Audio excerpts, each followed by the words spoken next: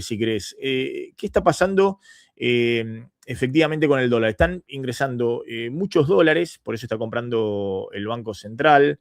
Se los ve en las cuentas del superávit comercial, en la emisión de ON por parte de las empresas, fundamentalmente del sector energético. Son los dos canales, ¿no? La cuenta comercial y el ingreso de las empresas. Pero es cierto, en los últimos días hubo un deslizamiento, si se quiere, del dólar. De hecho, tocó el mayorista el máximo en 5 meses, ¿puede ser? 1451, sí, sí. Sí, el máximo en 5 meses. De hecho, ahora te lo voy a mostrar. ¿Qué estás viendo ahí, Martín? ¿Qué hay? Hay movimientos de algunas empresas que solo se pueden dolarizar, si se quiere, por el CCL, ¿no? Que el contado con liquidación, que se mantiene más o menos en 1510. Ahí no ha habido mucha variación. Sí, el No termómetro lo, de eso, sí, Maxi, es la brecha, que se sí, mantiene en sí, torno al 5%. Eso sí, es fácil de verlo, digamos. El peaje que se paga para decir, bueno, está bien, ¿no? Saco los dólares igual por el CCL sí. y esa brecha del 5% no ha crecido. De hecho, hace 2, 3 meses llegó al 8%, esa brecha. Así que no veo la presión por ahí. Yo creo que hay que ver la secuencia. En el 16 de abril, que el dólar alcanzó el mínimo de 1350, el mercado desde el punto de vista financiero empezó a tomar ganancia del carry trade, que venía una acumulación solo del primer trimestre más de un 25%. Entonces empezó la presión, digamos, desde ese día, cuando todos los CFOs, asesores y demás empezaron a decir, bueno, empecemos a rotar, a pegar la vuelta. Y eso no produjo en el corto plazo una reacción muy rápida del dólar, porque estábamos en la cúspide del problema de la guerra con el petróleo 115, 120, 100. Se aceleraron fuerte las exportaciones de petróleo, al punto que si vos mirás el informe de la balanza comercial del último mes, ves que petróleo es el producto más exportado del mes, por arriba del agro, y el agro está en temporada alta. Sí. Bueno, Ahora lo vamos a entonces, ver, sí. sí, entonces, digamos, esa toma de ganancia y percepción del dólar muy bajo a mediados de abril, que gatilló, digamos, una rotación de nuevo hacia el dólar, que tardó bastante en impactar porque el tema de la guerra con los combustibles y el tema del agro, liquidando en el momento trigo y maíz, hicieron que tardara unos 2 meses, digamos, esa subida del dólar, y acá lo tenemos. Pero básicamente me parece que este precio es más normal y el de 1350 era muy bajo. O sea, no es que veo que el de 1350 era el equilibrio y este es alto. Me parece que este dólar sirve más a todos, inclusive al propio gobierno, porque, como bien decía Marul, eh, si vos llegás al año que viene con el dólar, el peso muy apreciado, es como un precipicio mucho más alto para llegar a la tensión cambiaria electoral con la magnitud que sea que tenga. Yo creo que ellos, digamos, están haciendo muchas cosas en función de llegar bien a la elección. De Eh, prepararse para 2027, sí. Claro, exactamente, y no tener un dólar tan depreciado, un peso tan apreciado, me parece que es parte de esa batería de medidas o de acciones que el gobierno toma. Sí, totalmente. ¿Sabes por qué? Por otro lado, ¿no? Ahí se ve la dinámica, ¿no? Lo que estamos hablando es de este dólar, el spot mayorista, ¿no? Que este es el que subió, ¿no? Que había tocado acá un piso de 1360, ¿no? En algún momento 1350 y ahora está 1450. Los 100 pesitos que vos decías, ¿no? Sí. En algún momento se había abierto la brecha, ¿no? Había dolarización más de empresas por el CCL, muy lejos del techo, que está casi en 1.800 pesos. Pero claro, si vos te acercás a 2027, muy lejos del techo, y bueno, puede haber mucho más volatilidad, ¿no? Eh, pero hay una señal, Martín. Acá se dolarizan solo los demandantes de dólares, que son las empresas solo para pago de importaciones, y ahora vamos a ver, el pago de importaciones está muy para abajo, muy para abajo. Las importaciones, 5 primeros meses del año cayeron 7%, lo cual habla de que el nivel de actividad en los sectores demandantes de dólares está muy, muy flojito. ¿Eh? los sectores demandantes de dólares en la Argentina es fundamentalmente la industria. Dicho de otra manera, este año estamos en un mercado de 550.000 autos. Si tuviéramos un mercado de 800.000 autos, como dice el presidente de Toyota, nos dijo ayer, Gustavo Salinas, que él cree que ese es el mercado de Argentina. No estoy hablando del de 1.000.000 de autos de 2013 o casi 1.000.000 de autos de 2017, sino si tuviéramos un mercado de 800.000 autos, obviamente la demanda de dólares de la industria sería mucho mayor, ¿no? Lo mismo si hubiese, qué sé yo, boom de electrodomésticos, ¿no? Que también ahí hay una demanda grande, o en general hay una caída fuerte, o si hubiera un boom de inversión, por ejemplo. Hay una caída fuerte de importaciones de bienes de capital y de piezas de bienes de capital, además de insumos. Los insumos son los insumos justamente industriales, porque la industria está, o hay una gran cantidad de sectores de la industria que están muy parados, pero los bienes de capital también son de la industria, pero también de otros sectores. Obviamente los vinculados con el agro, con la minería, con la energía, se están moviendo, pero en el agregado están cayendo las importaciones de bienes de capital. Lo que quiero decir es que en este spot la gran demanda es esa de importaciones, y las importaciones vienen volando bajito. Algunos dicen, pero se quejan por las importaciones y estás con niveles de importaciones menores. En algún momento, en el gobierno anterior, hubo meses de 7.500, casi picos de 8.000 millones de dólares de importaciones. Algunos dicen, ¿y qué querés? Tenían el dólar oficial a un precio y la brecha 150%. Es decir, Sí, el todos se tiraban consumo de totalmente borracho. O sea, Claro, ¿no? Se tiraban de palomita a importar cualquier cosa, incluido bienes de capital, lo que sea, porque era un subsidio total a importar. Los únicos que tenían acceso al dólar oficial eran las empresas para importar, además de la sobrefacturación, ¿no? En las importaciones. Ahí me oscurecí, Martín, ¿no? sí, Eh, se te apagó la cámara. Como tuve la misma sí, cámara, creo que sé por qué. sí, ahí lo vemos. Seguí un toque que ahí reconecto. Pero lo que estamos hablando es que, y ahí te doy pie a vos con esto, que no hay intervención como ha habido en otros momentos, del Banco Central para moderar o para detener este deslizamiento del dólar, ¿no? Y ahí te doy intervención con vos. A vos, Sí, ya sea con intervención de futuro, ya sea a través de bonos, de otras intervenciones, ¿no? sí. Lo que estoy viendo es que hay participación del Banco Central, digamos, en el mercado cambiario. No solamente el de las compras del Banco Central en el mercado único libre de cambios o mercado libre de cambios, que ha bajado un poco el volumen en las últimas ruedas.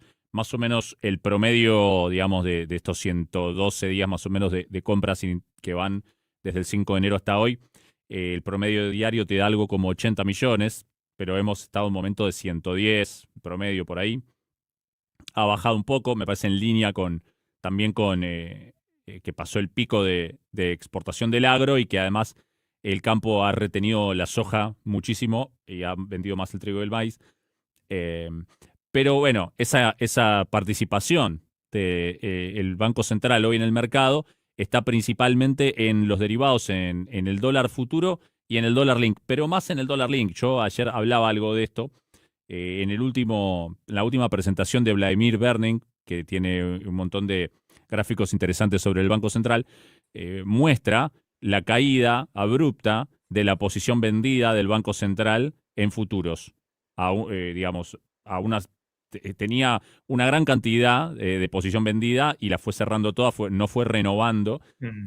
Pero en el mercado siempre hay alguna demanda orgánica de cobertura cambiaria, porque es lo lógico, digamos, en cualquier país hay coberturas cambiarias, los importadores, los exportadores, es un instrumento normal. Por ahí estamos acostumbrados nosotros a pensarlo porque hay una corrida, ¿no?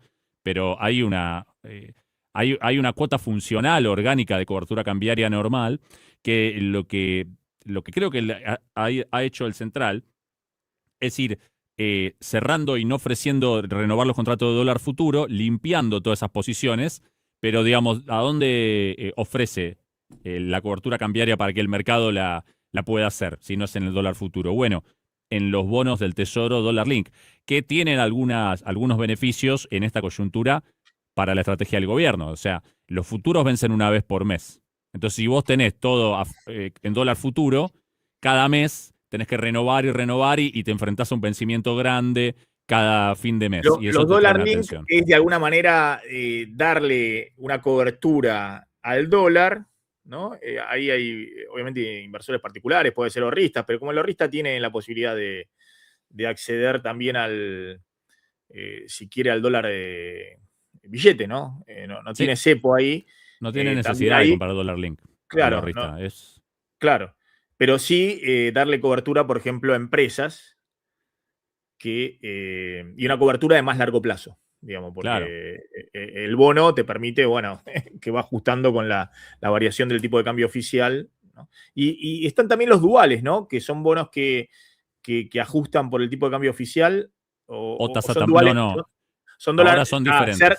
SER y Tamar, Sí. digamos. Ahora son SER y Sí, Tamar, pero eso ya es sí. otra cosa. Eso ya es como para el inversor particular o la empresa, pero no tiene nada que ver con una cobertura. Simplemente es un bono que es más atractivo en la coyuntura actual, dado que vos tenés la opción SER o Tamar, ¿no? La tasa Tamar, para los que no saben, es la tasa del Banco Central De más de de los un millón plazos fijos de de más de pesos. 1.000 millones de pesos. De 1.000 millones de Sí, pesos. en el presente es 1.000 millones de pesos. La Y Badlar entonces, es 1 millón de pesos y la Tamar es 1.000 millones de pesos. sí. Y bueno, el ahorrista o la empresa para el capital de trabajo o cualquier participante del mercado, digamos, hoy puede decir, bueno, si todo sale mal o si todo no sale tan bien y la inflación no cede, ese bono me paga ser. Bien, entonces ese riesgo me lo cubro. Pero por otro lado, si la cosa sale bien y la inflación cae, me va a pagar la tasa Tamar, que ya hemos visto el año pasado, como en contexto electoral, el gobierno dejó como válvula de escape la tasa, que se vuele la tasa para tratar de contener al dólar. Entonces, si No, eso al pasara, contrario, claro. Claro, por eso, también, esa puede ser también una cobertura, si se quiere, cambiaria. claro, Es una indirectamente, sí, no porque, precisamente, pero cierto grado de cobertura tiene, porque ¿no? si hay una corrida cambiaria y el gobierno que ya hizo el año pasado con los instrumentos que tiene un apretón muy grande y voló la tasa Claro, voló al 70, 80, 90%, no sé, sí, a cualquier valor. El dólar subió, pero mucho menos que la tasa, porque justamente el gobierno quería que pesara en esa competencia pesos o dólares la codicia antes que el temor, ¿no? Es decir, la así posibilidad de es. la tasa de interés versus el dólar. No, por eso decía que de manera indirecta también es una forma de ordenar el escenario y preparar también para el año que viene en términos de una corrida, ¿no? Es decir, la Sí, sí, inflación, la inflación va a ir ajustando con el dólar, ¿no? Lo sí, vimos el año pasado. sí. Por Si el eso, dólar se te dispara mucho o sube, viste lo que dijeron, el dólar subió 30%, ¿no? Y después eh, el año pasado se tuviste, quedó así 6 meses, sí, 8 o 9 meses más después. claro.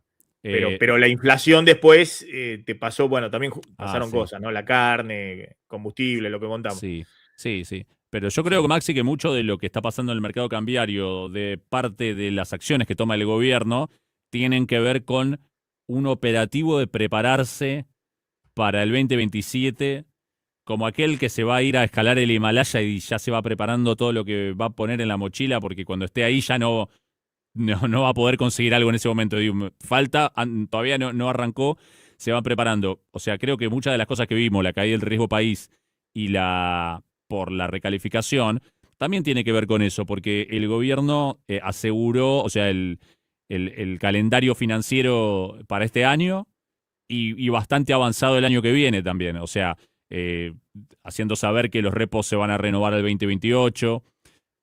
Con este préstamo sindicado se van a cubrir también los pagos de julio y así uno ve, digamos, la capacidad de pago del soberano y ve que tanto para este año como para el principio, por lo menos del año que viene, ya están los dólares garantizados para pagar. Con lo cual, los dólares que compre el central, los que compró y los que va a seguir comprando, le van a quedar como poder de fuego para el año que viene. Entonces vos ahí tenés garantizados esos pagos y además sabes que el Banco Central va a tener más poder de fuego. Por otro lado, creo que lo del dólar futuro también tiene que ver con eso, con limpiar toda la posición del central para que entre al 2027 sin posición o con muy poca, porque es una de las principales herramientas en situación de corrida la intervención en futuro, pero tiene un tope, no puede ilimitadamente intervenir. Entonces no le conviene llegar al 2027 con la posición colmada y no poder posicionarse más, digamos. Entonces le conviene llegar más limpio en futuro y me parece que por eso deben estar haciendo que se migre la cobertura hacia el dólar link.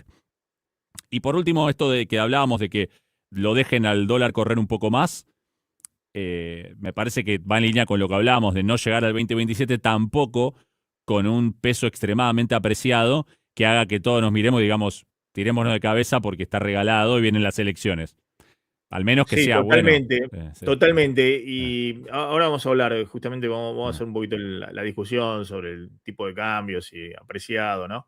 Ujú. Eh, no apreciado, pero sin duda, si hay un momento para que vos puedas dejar correr un poco el tipo de cambio, ¿no? Acomodarlo y lo estás dejando correr porque podrías o no comprar dólares en central o comprar todavía menos. O podrías intervenir un poquito más en futuros, podrías usar otros instrumentos, ¿no? Eh, pero es una forma también de acomodar, ¿no? De acomodar un poco el ingreso al 2027. Coincido con vos totalmente. Y es algo que no desagrada, digamos, el que está viendo también con un ojo la economía real y el que está viendo también la dinámica, ¿no? De la economía en su conjunto. Vos sabés que la compra de dólares por parte del Banco Central van 10.800 millones de dólares de principio de año. Las reservas netas están más o menos en 3.700, ponerle 4.000 millones de dólares, ¿no? Sin descontar el préstamo del FMI. Pero el gobierno, ahí hay dos artículos, hay uno interesante, el informe de 1816, ¿no? El Sí. último, donde dice, se llama Preparándose para 2027. Entre esa preparación de 2027 está superar la meta de reservas Del estipulada plan con de el fondo. FMI para este año de Claro. 8.000, claro, de 8.000 millones de dólares con el Fondo Monetario, ¿no? Porque nosotros dijimos que en el acuerdo con el fondo dice permanentemente que lo deseable es que se sobrepase la meta. Y la verdad que el gobierno tiene una carta para inmediatamente ya sobrepasar la meta, que es todo el esquema de financiamiento que está armando para 2027. Es decir, si el gobierno refinancia ahora los repos, tiene 6.000 millones de repo en el balance del Banco Central, ¿no?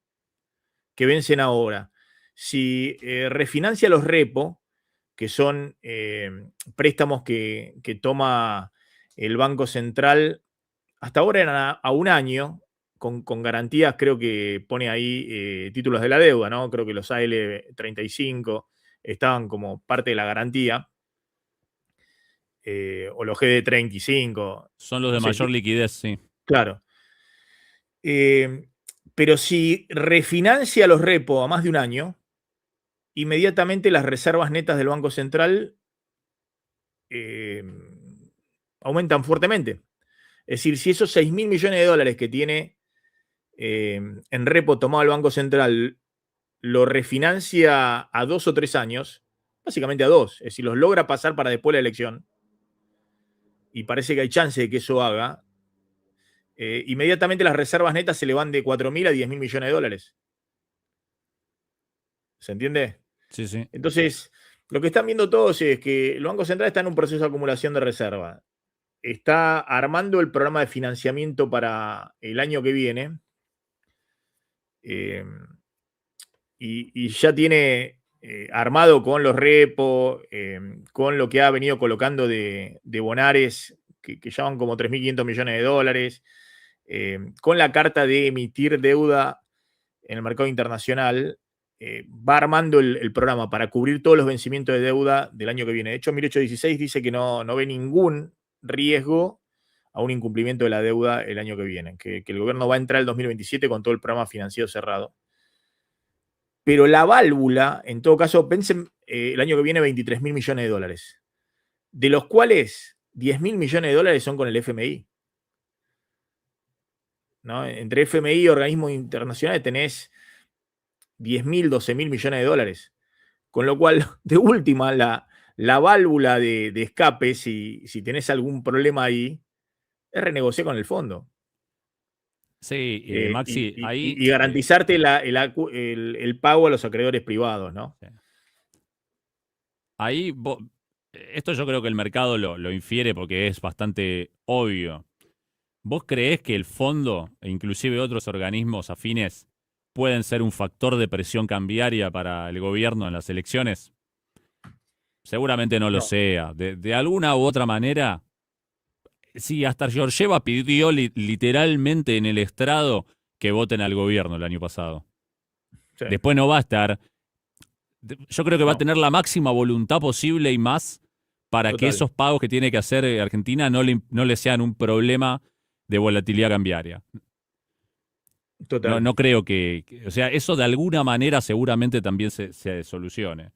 O sea, le preste DEX el Tesoro americano si necesita o se haga lo que se haga, pero no creo que sean un problema los pagos al fondo el año que viene, ni al BID, ni a ningún otro organismo multilateral. Totalmente. Totalmente. Uh-huh. De hecho, mira, hacemos eso y te quiero mostrar lo de balanza comercial y discutir un poquito si esto de la enfermedad holandesa es más un relato que una realidad, más allá de los números impactantes que hay en la balanza comercial por el petróleo, por la minería y por el agro, ¿no? Impulsados también, hay que decirlo, por un factor transitorio que son los precios récord que se han dado en este primer semestre del año, ¿no? Pero bueno, lo que estábamos hablando recién respecto a por qué el gobierno está diluyendo cualquier posibilidad de crisis cambiaria este año y armando el 2027, es esto, ¿no? Lo que te quería mostrar, los vencimientos del 2027, que es supuestamente la espada de Damocles, son vencimientos mucho más grandes que los años anteriores, porque ya empiezan a pegar fuerte los vencimientos del propio FMI, pero fíjate lo que tenés acá. 2027, tenés 10.400 millones de dólares de globales y bonares, es decir, ley extranjera y ley local de deuda en dólares, fundamentalmente, con acreedores privados. Después tenés 6.000 millones de dólares neto de desembolso con el FMI, de lo que transfiere el FMI.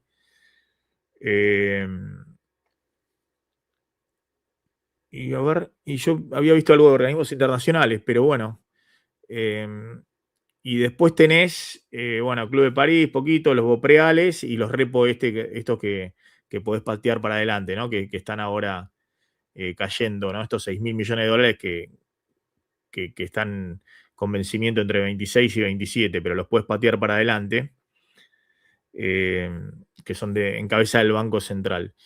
Yo no veo que haya un problema grande, ¿no? De vencimiento de deuda que por 10.000 millones de dólares en un año donde te están entrando seguramente el año que viene también, un superávit comercial de 20.000 millones de dólares, vos vayas a tener un problema de deuda, ¿no?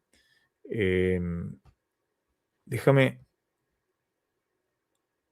porque el gobierno, entre otras cosas, también se está moviendo, ¿no? Emitiendo deuda en el mercado local. Mira, ya van 3.600 millones de dólares entre el Bonar 27 y el Bonar 28, ¿no?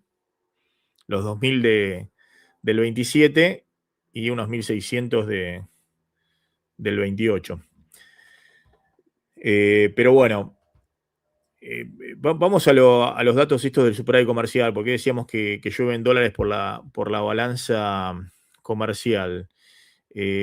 Los datos efectivamente son muy, muy buenos. Pero bueno, también hay que ponerlos en perspectiva, ¿no? En la dinámica de lo que está sucediendo. Fíjate, este es el dato que da el INDEC ayer de la balanza comercial de mayo. Para que se den una idea, todos estaban pronosticando para este año un superávit comercial de 12 mil millones de dólares. Había algunos que se tiraban y decían 14 mil, 15 mil millones de dólares. Ahora el piso del superávit comercial de este año está en 21 mil millones de dólares, porque en 5 meses tuviste 11.700 millones. Pero ese es un piso, podés tener más. En la balanza comercial, 21 mil millones de dólares. De hecho, en mayo, las exportaciones te suben 34%, récord de 9.500 millones de exportaciones. Y fundamentalmente lo que vos decís, petróleo es la principal exportación en mayo, que es temporada alta de la cosecha gruesa. Obviamente ahí está el efecto precio, ¿no? Tuviste precios excepcionales del petróleo, 80% por arriba del precio que tenías el mayo del año pasado. Y las importaciones vienen muy flojas, ¿no? Te caen en mayo 7%. Y eso te da este saldo comercial, 3.500 millones de dólares, que es récord en un mes, creo que es récord histórico.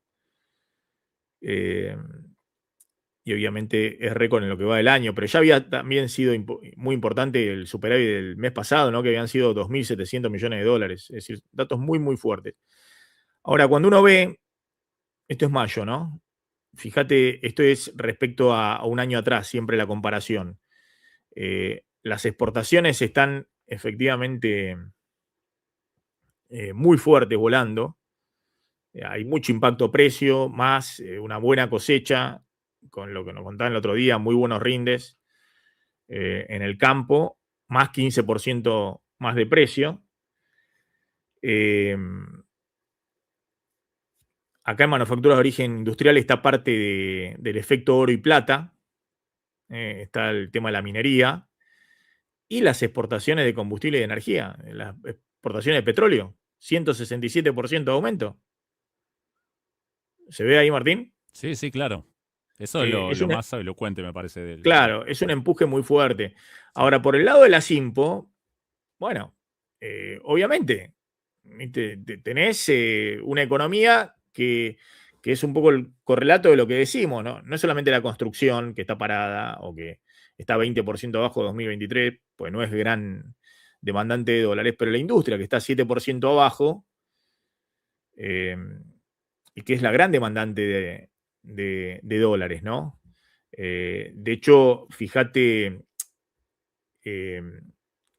la caída de piezas de accesorio de bienes de capital, decae 26%, bienes de capital 6,8%. Es decir, eso están asociados a la inversión en general, pero mucho también vinculado a la industria, ¿no? Hay una caída fuerte también de las importaciones de combustible, ¿no? Que tiene que ver con la balanza energética, que por primera vez llega a un récord de 12 mil millones de dólares últimos 12 meses y va a seguir para arriba y va a seguir dando datos cada vez mejores. Vamos fíjate esto acá, las exportaciones, para que tengan también en cuenta que estamos en un efecto transitorio precios también excepcional, ¿no? Que esto no es que se va a mantener así hacia adelante, ¿no?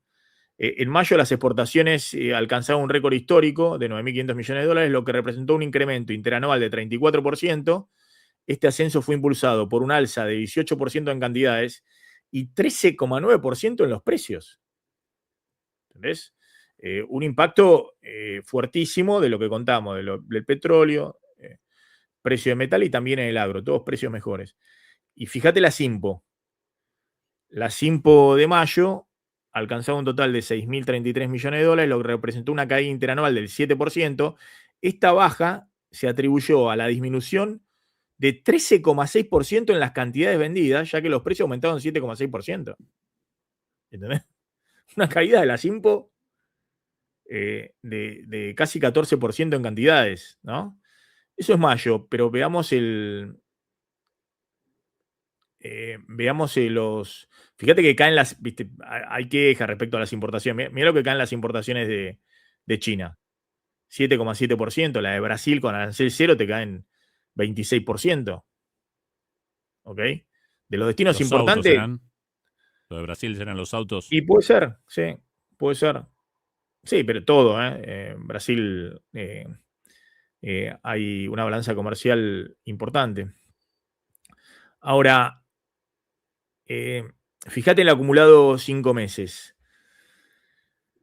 Las Expo crecen 24%, las Impo caen en 5 meses 6,6% respecto a igual periodo del año pasado, ¿no? De nuevo, con caída de 7% en bienes de capital, 0,6% en bienes intermedios. Hay una caída muy fuerte en combustibles, fíjate, esto acá, combustibles y lubricantes, caen 37%, lo que decimos favorable, eso es favorable, digamos, lo está pasando en la balanza energética. Y hay una suba en bienes de consumo y también en vehículos automotores. Mira, ahí hay una suba, ¿no? Del 10% y de bienes de consumo 1,5%.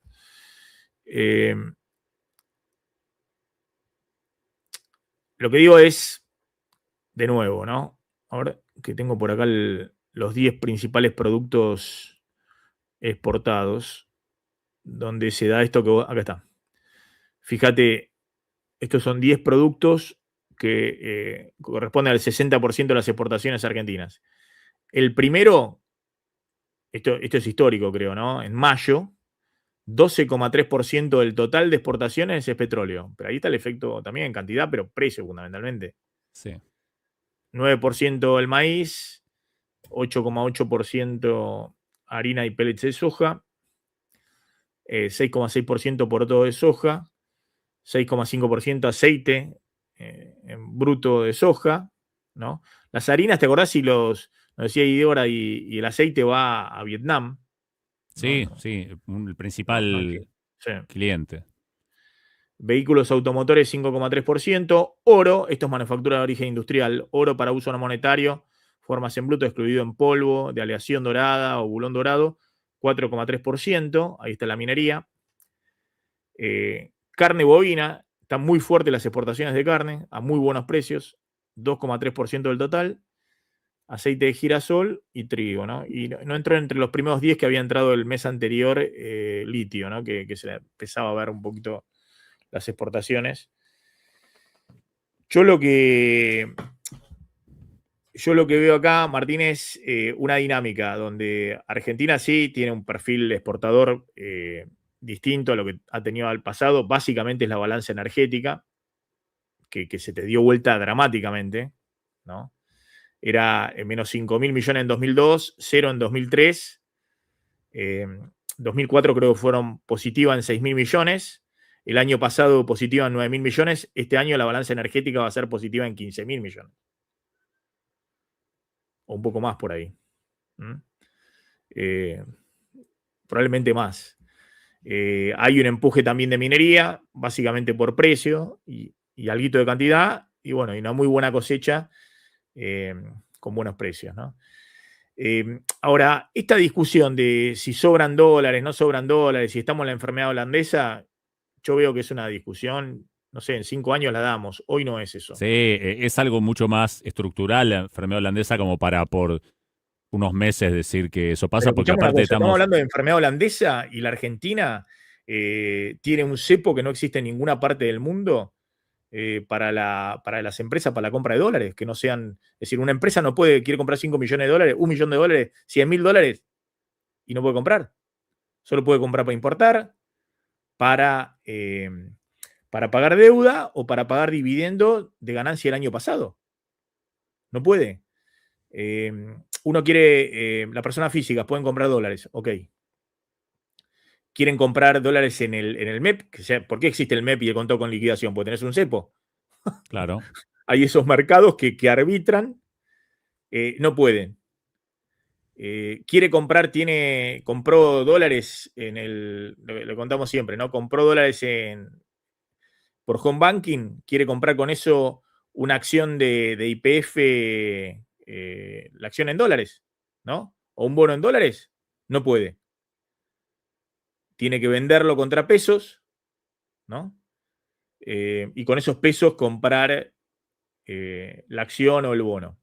Quiere vender esos dólares en el MEP, en vez de venderlo en el oficial, que está un poquito más alto, no puede.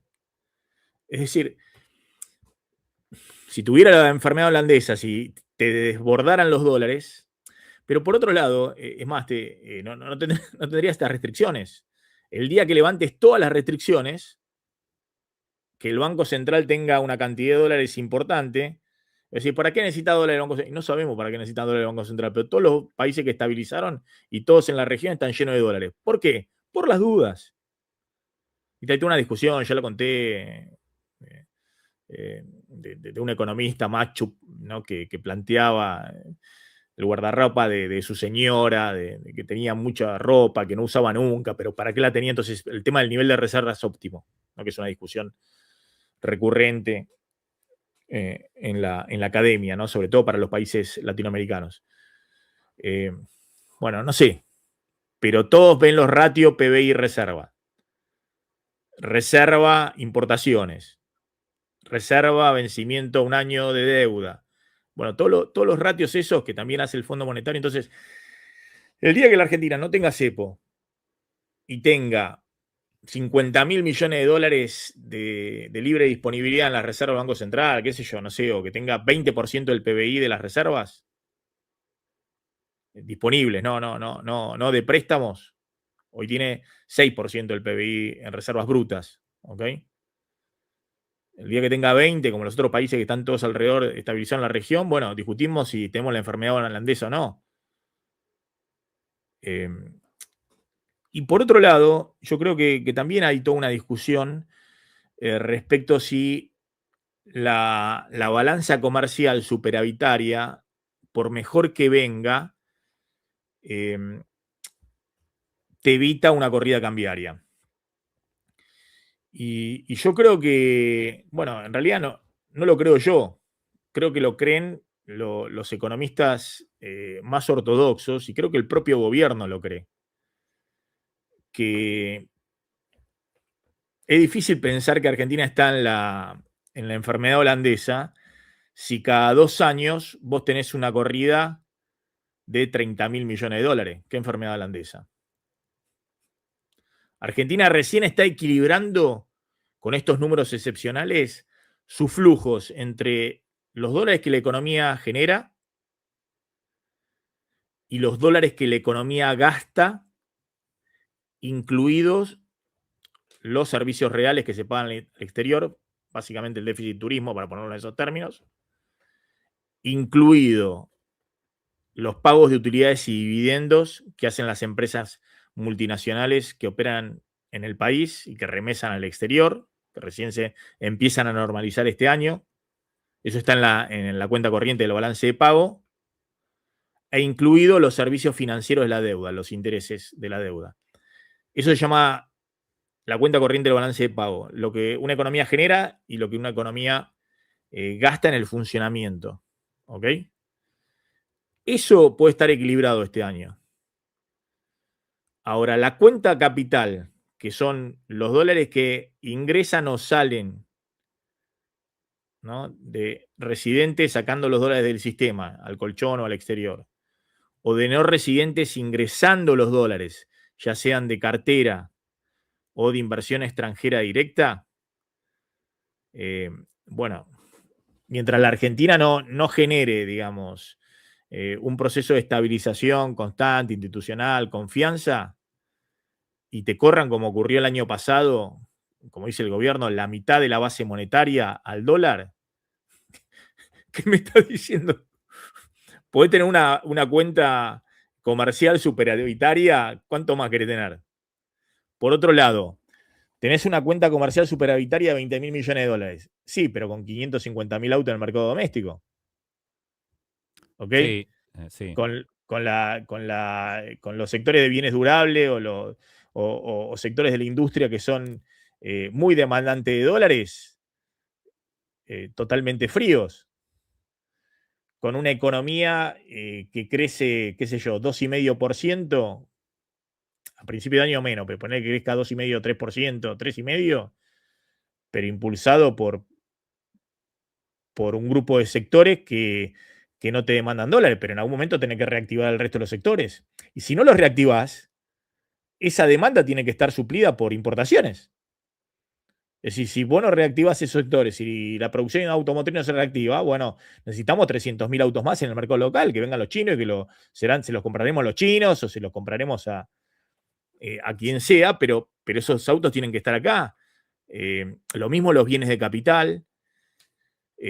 La construcción no es muy demandante de dólares, pero en algún momento, si vos reactivás la construcción, y bueno, alguna demanda adicional de dólares hay, de bienes de capital, de importación de bienes de capital. Yo estoy contando que se están importando los paneles para construir los edificios directamente, no más allá de los galpones, las casas y esas cosas, Sí, sino sí, que hay sí. constructoras que ya están con la tecnología china. Entonces,